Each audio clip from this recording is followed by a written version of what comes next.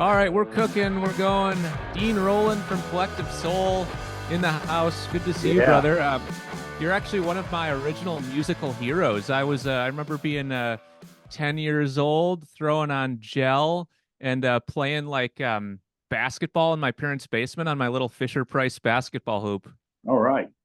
Classic times. That's a good basketball song. Why not? Yeah, man. Jock, it's almost like a jock jams, it could be. It's like a jog jam. It's funny. Yeah. How's your personal morale? It seems like band morale's pretty high. You guys Yeah. are back on tour. How do you feel in your brain? Tell me more. Yeah. We're feeling pretty good, man. Got the new record coming out in May, double album, which we're excited about. It's kind of been a little, I mean, just like I don't know if a dream, but like kind of a goal at some point, wanted to see if we could find that, muster up the energy to do that. And we did. I don't think we necessarily set out to do it, but we got together last year. We started recording some new songs in Palm Springs at Elvis Presley's house. He has when he passed, he had obviously Graceland in Memphis, but he had a house in Palm Springs, which was kind of his getaway house from all of his life and drama stuff. But that house has never been uh, pretty much, it hadn't been touched since he passed on. So it was like the same appliances, same flooring, all that stuff. And he had recorded a couple of records there. Anyway, we met the people that owned it and just tossed the idea out. Like we want to, we have some new music we want to record. And they're like, yeah, record at Elvis's house. So we put our studio in there. A couple of us lived at the Elvis house. And we had another house down the street at Burnt Lancaster's house, old house. And just got together for us like old school ways, like how we used to do it. We'd go to a place and live together and go make music, and that's what we did. And it just we found a pretty good groove and some momentum, and just kept going, and it turned into the double album. Any strange energies in the house? Any otherworldly energies? Ghosty vibes? I mean, I would say there's a reverence to it because, and I'm biased because I just grew up. Ed and I both, all of us, huge Elvis fans. Um, so there was that aspect of it, of just knowing that he was the only other person that had recorded there, and which was a big deal for us. So there was that aspect. But once you start recording, you kind of get lost and do your own thing.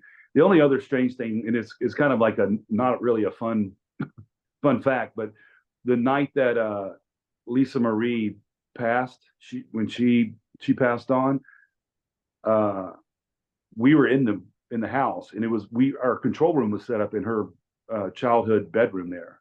Whoa. And yeah, and that night, literally, the ceiling caved in. There was a big rainstorm, which is rare for Palm Springs, and you're in the desert essentially.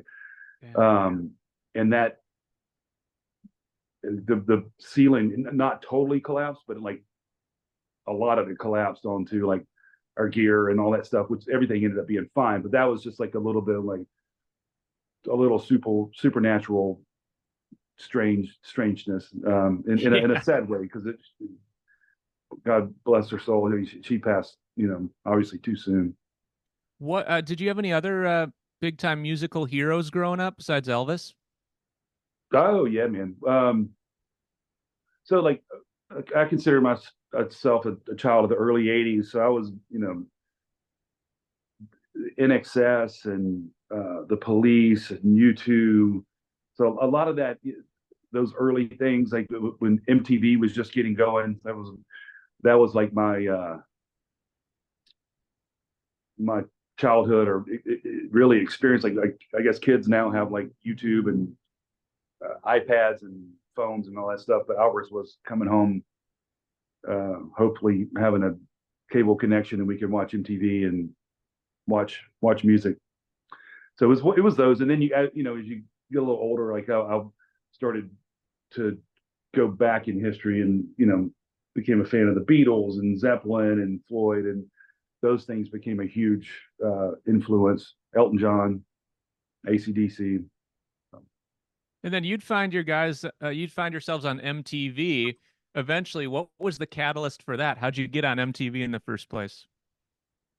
I think it just started rolling because when it was our story to make it really kind of quick. I was going to a Georgia State University in downtown Atlanta, which is where we're from, and Ed had made a bunch of demos, and it was one of the biggest college radio stations in the country uh, is broadcasted out of Georgia State.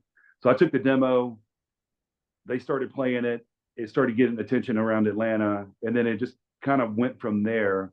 We got a major label contract, and so once those things, it was just like this snowball thing that Wow. just started happening, and it was very organic, um, and it's one of those things like you wish it was lightning in a bottle, and you wish you knew the recipe for it, but and obviously you don't. We don't. No one does. But you're very grateful that it happened. You know. So you weren't like working the grind circuit or the toilet bowl circuit too long. It kind of happened pretty quickly, eh? Well, no, that's not. Well, yeah, we played a lot, and Ed had been doing the different bands and configurations for. He's 10 years older than I am, so he had been doing it for a long time leading up to that. He went to Berkeley in Boston for a little while to study, and then decided that wasn't the thing he wanted to do. So he went into the grind. He went into the studio and learned how to make records and engineer and produce and songwrite. So there was the baking of all the ingredients for probably 10 to 12 years, and then when the commercial success happened, it happened really fast. So it sounds like it's like an Right. overnight thing, but it takes you know a lot leading up to it. Man, it's kind of nice to not be the lead singer, hey? It's like that Oh sounded God. like a like a lot for Ed. Oh man. Yeah. It's funny. Like I have to remind him this because we've had so many memories together. But some of our early, uh, we were like rehearsing in our parents' basement, and he would be like, "Does anybody want to sing? Like, I don't really want to. I really don't want to do it. I just want to write the songs." And we all kind of looked at each other, and as naive and dumb as I probably was, I knew at least. I'm like, I don't think I want that pressure.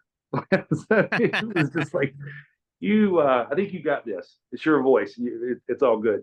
But we tried different things along the way, like you know, singing. But his voice is so it's unique in and of itself, and it's I love it because it's his thing. It's our thing now, right? So Yeah. uh, That's funny, so Dino, the short because answer, no, I really wouldn't want to be the lead singer. I feel like that's not an uncommon tale for like a young band getting together. Like no one wants to sing a lot of the time. I remember we had that problem when we were like kids in high school in a ska Yeah, band. No one had the balls to sing.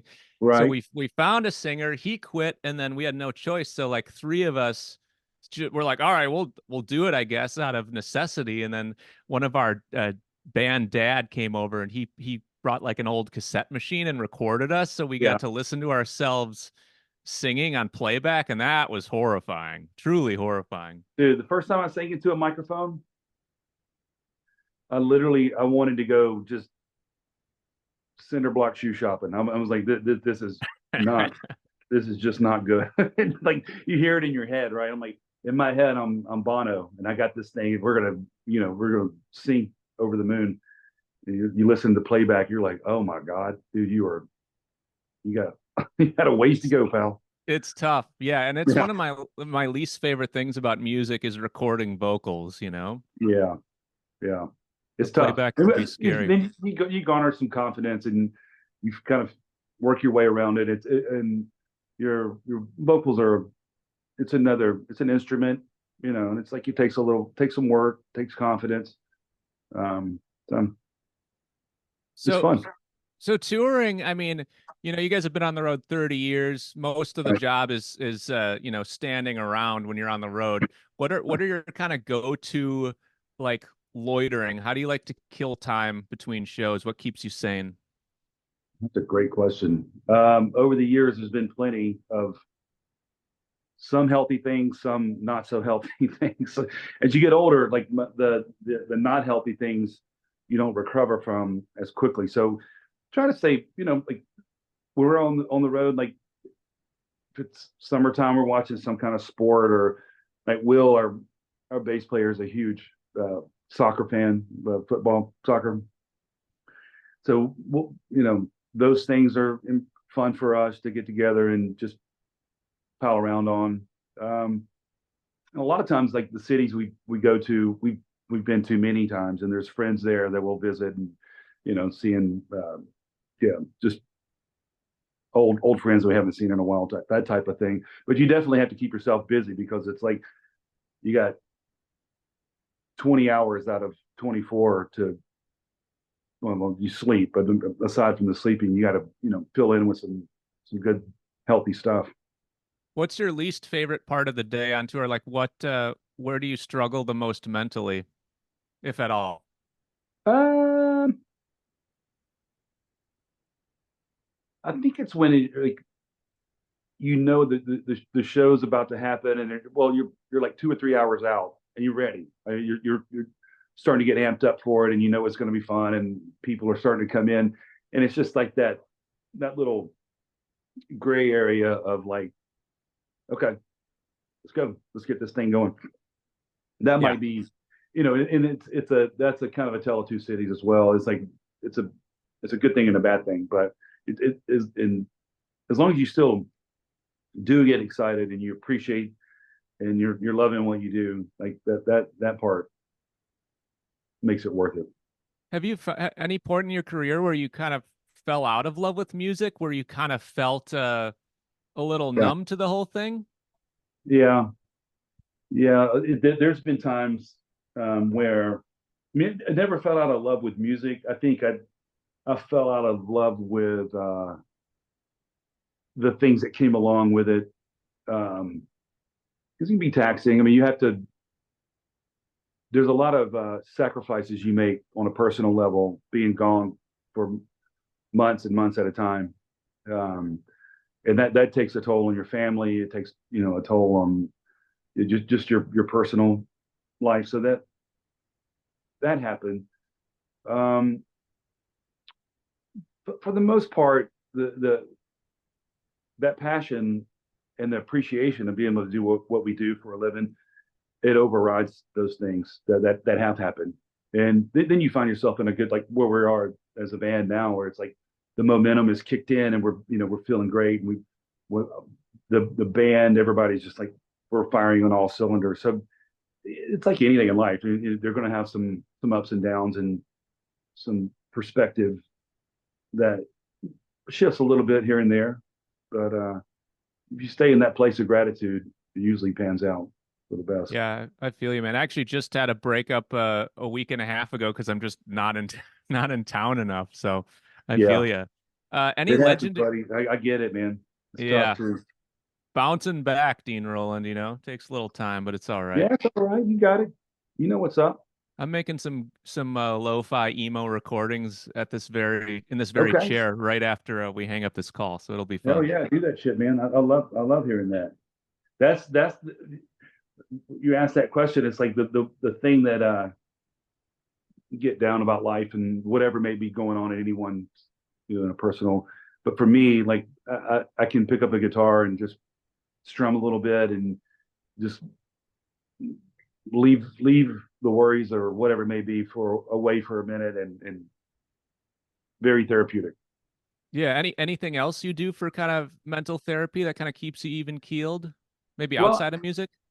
yeah, I mean, I try to stay active, like physically, like it's doing that. I have a 5 year old. My wife and I have a 5 year old daughter, so that definitely keeps us busy. And that's been a very inspiring, very incentivizing for me to stay healthy and have some vibrance in my life because she is on the go all the time. So that's a huge component and inspiration.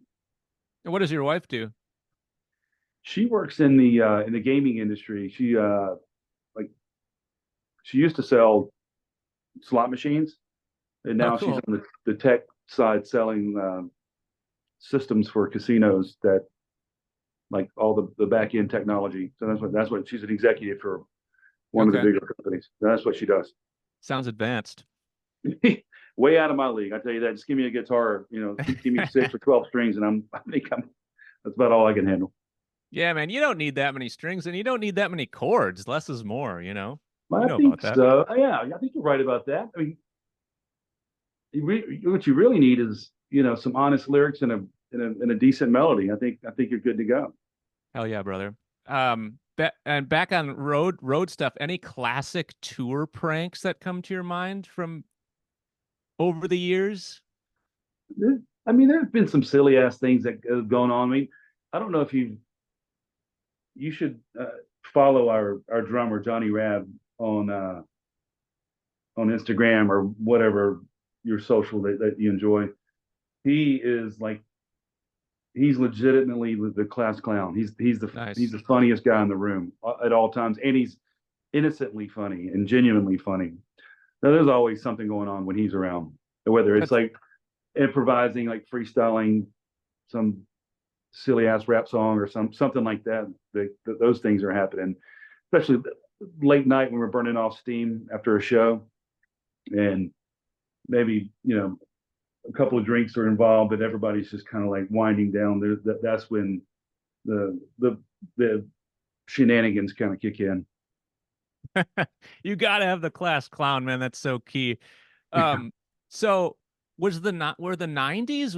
Was it the slacker utopia that my friends and I dream it was? Was it? It sounds pretty fun. Yeah, I don't know. It's funny because it was painted that way for sure. The interesting thing for my brother and I, like, and maybe we were a little too paranoid. I don't know, but the, we kind of came from that place of like, don't ruin the opportunity. Be grateful and build some kind of work ethic, and that's Yeah. we kind of stuck to that. Um, and I think that's kind of played into us being around for 30 years or so. Like Right. we enjoyed obviously the fun times. We've done a bunch of crazy, stupid shit too. Like, but for the most part, we were able to keep it in the road. Um, and maybe that's why some bands aren't around. I don't know. Oh, That I part, mean, definitely, definitely. yeah, It's a tale as old as time. The 90s over partying, burning out. It's a cliche, but right, seems right, like you right, right, guys had a right. good head on your shoulders. And I don't know much about your upbringing, but it seems like you came from like a pretty solid family structure. Yeah, father was a Southern Baptist preacher, so we grew up in church. Kind of the music. So he was a voice major in college, and then he had a conversation with God, and that God told him he was going to be a preacher. So that's what we we grew up in that world. Um, and I think that gave us some healthy structure. Um, so when we went out we left the bubble and went into the the world.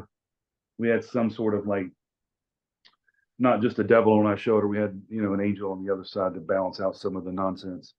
And how did Pops take to the rock and roll lifestyle and all that kind of stuff? Was he a He loved little? it. He loved it. Okay, cool. He loved it. He growing up, he was relatively strict, but he wasn't crazy about it. But there were things like he definitely monitored what we were listening to, and which any you know decent normal parent would do, right? So like Mm.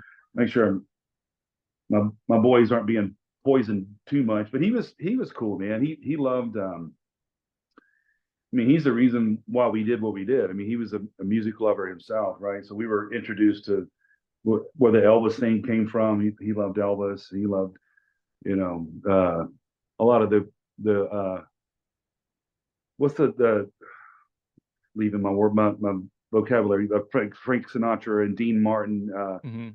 the whatever. But like, so we were just around those kind of singers and musicians. So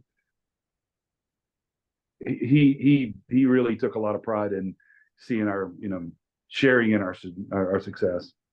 And did the religion thing stick for you guys? You still go to church once in a while, or nay?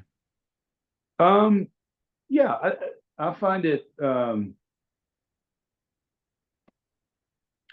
me, it's just more faith and hope for a better day. It's definitely a spiritual commitment that I share. Um, the organized aspect of it, maybe not as much, but Right. my wife is Catholic, and we baptized our daughter in the Catholic Church. And we tried to. I think it's healthy to have some structure like that, but I will never lie to her about how I feel about some of that stuff because Sure. I was Yeah. uh, so involved for so long. So I just got maybe a bit of a unique experience or perspective on it. Maybe I'm right or wrong about it, whatever. Right. But What about do you have any weird jobs growing up before music took off? Any uh comedically shitty jobs, anything of note? yeah, I mean, my first job was I roofed houses. It was a summer job, um, in the hot Georgia afternoons. I did that for a couple of years, and then which sucked. That was not fun. Yeah, that's Uh, brutal.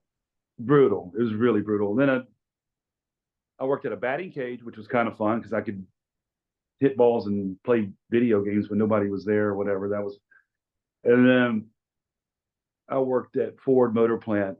I did the graveyard shift from midnight to 8:30 Damn. to pay my way through school. So those were my that was when I realized, like, because I was making at that time, what for me anyway, like, good money. And I realized I would just have these conversations with myself at like 3:30 a.m., like loading up parts for sending out for delivery to some wherever. I'm like, money just is not that important. And that's when I came to terms with, like, I just want to be happy in this life, whether I make money or not. And and it really, that was kind of my personal commitment to myself. I mean, obviously, money is necessary and functional, but that was kind of my commitment to following my passion with music. Big, big time. Do you know it is I think it is important to have one of those like soul crushing jobs coming up, whether it's the roofing or I worked in a factory, just to kind of like put the fear of God in you Yeah. to not, be a total jag off. Well, I would see these guys like, and I was just like this young, ambitious. I knew I had this energy. I wanted to go do something and accomplish things, and I got this job at Ford, and I was working that midnight, that graveyard shift, and there were these older gentlemen that had been there, like lifers. They worked for the Yep. union, and I came in, and everything that you did was monitored by grade, right? So, like, if you how many shipments that you were able to get in and get done. And I was like, maybe a week into it, I got this. Yeah, Come here, yeah. son. One We of the got to dudes were talk. like, cut it out, slow it down. You're essentially saying you're Ah, working too fast, you're doing too right. much, and you're making us look bad because the precedent's set. And it clicked in my head. I'm like, I get what they're doing. That's totally fine. And then I'm like, I don't want to. I don't think I want to do that. Yeah, And I appreciate people that do and all those things. And that was another little lever that kind of, or a switch that was flipped in my head. I'm like, okay, let's go try and live out your dream. totally. Yeah. And like I've done some manual labor jobs myself in my late teens and stuff, ripping out floors and, Yeah, painting and like some yeah, real dirty work. And right. yeah, those cats that are full timers, like, man, I have massive respect. They're swinging from a ladder with a nail gun. And Absolutely. Yep. I mean, at the same time, I've worked with some sketchy dudes that are, crushing 3 Red Bulls a shift just to get through it, Yeah, drinking on the job. I saw one guy OD on because he was doing like Coke and mixing for it real. with Red Bull. But yeah, it was like a holy shit kind of year where I was like, all right, I probably Yeah, can't go the distance in this career, but yeah. respect. I think I found that for myself, and I appreciate the folks that do. Absolutely. I just know myself too too well, but I think it's a necessary experience for really all of us. Like, go work those jobs, and some people really love it, and they get a kick out of it. I just had an unfortunate one of Ed and our cousins passed away recently, but he was a farmer and worked, I mean, so hard, and I would just watch it. I mean, that is amazing, and he Yeah. found so much joy in it. He worked his ass off. It was a very physical uh, lifestyle, but it was for him. Like, you just have to like really test out and see what is for you. So like I've taken that approach in my life. Like, I don't think this is working. You know, Yeah, totally. I feel you. Um, what about being a band pre and post internet? Do you like either era more as far as making music? Does it not matter? great question. It's easier now. I mean, the convenience factor is like technology allows you to quick access to record and then to put it out in the world and deliver it. Has helped us and like making the choice of going independent years ago. And there's something nostalgic about the way we record. Like those first few records, we would record to tape. Um, it was before like Pro Tools, and there was something about that was like really you now uniquely special because you really had Right. to lay it down. I mean, you couldn't manipulate it too much. You could cut tape, and there were forms of editing, but The big well, self-titled record, was that recorded to tape? The breakthrough one yeah, with yeah, gel and all those? Okay, cool. it was. Yeah, it was. Well, we did bass, drums, and a few guitars to tape, Nice. 16 inch to 2 inch 60 track, and then we put digital overdubs on top of it. So, but Yeah. it was cut to tape. Yeah. Okay, beautiful. Any pre-show rituals that kind of get you jazzed up? Do you take a shot at tequila and smack each other in the face, or what do you do? What do you do to get pumped? It's usually some. I mean, maybe some version of that, but it's like something to lighten the mood because you start to get in your head, right? So you're like, all right, what's the set list tonight? What do we want to try something new? So you start to go through. Do I have my stuff together? Am I feeling good? Those kind of things. And it's usually just somebody and ripping on somebody, just a joke, like something that just lightens the mood. Yeah. And that's kind of where Johnny Rap comes into play a lot of times, like just being the lighthearted about it, not taking ourselves too serious because there is a tendency when you walk on that stage to take yourself too serious, to think you're more important than you really are, and forget that this is just rock and roll and it's a shared experience, and we're just here to celebrate and have a good time. So like just a reminder to just take it down a notch and keep it real simple. Any notable, like really weird venues, bizarre gigs out of the ordinary? It could be early on, could be recently, weird corporate gigs. That's kind of one of the staple Yeah, questions of the show. yeah. I mean, the corporate gigs are always a little they're a little strange, but sometimes